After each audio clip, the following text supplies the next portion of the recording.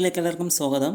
UGC ചെയർമാൻ്റെ അടുത്ത് ഒരു വിദ്യാർത്ഥി UGC അംഗീകാരമുള്ള യൂണിവേഴ്സിറ്റികൾ എങ്ങനെ കണ്ടെത്താം, ജൂറി സെക്ഷനെ കുറിച്ചും ആ വിദ്യാർത്ഥി ചോദിക്കുന്നു.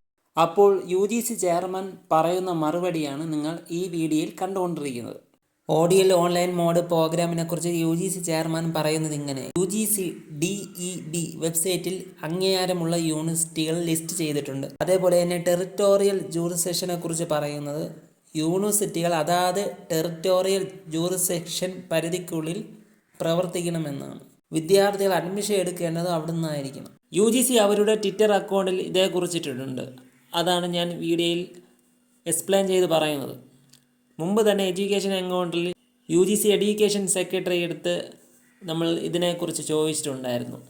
UGC അംഗീകാരമുള്ള യൂണിവേഴ്സിറ്റികൾ എങ്ങനെയാണ് അറിയാൻ പറ്റുന്നതെന്ന്.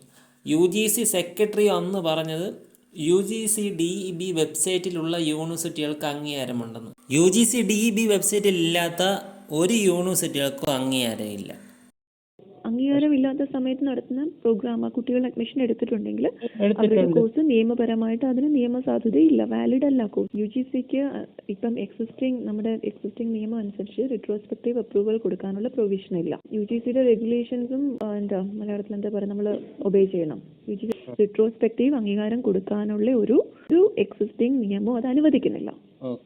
അപ്പം അങ്ങനെ അനുവദിക്കാത്ത ഒരു കാര്യം നമുക്ക് ചെയ്യാനും കഴിയില്ല. We are inviting application, whatever Annamalai University, any other university, if they are eligible to run the program, they can approach UGC. UGC procedure means every year we are inviting application through our portal. Existing regulation also. മെയിനായിട്ട് madam UGC action എടുത്തത് എല്ലാ സ്റ്റേറ്റിലും study centre വെക്കുന്നതുകൊണ്ടാണല്ലേ അണ്ണാമലയും മറ്റു യൂണിവേഴ്സിറ്റികൾ? ഏത് university ആയാലും even supreme court ഓർഡറും ഉണ്ട്. A state university can't offer program beyond the state. Okay.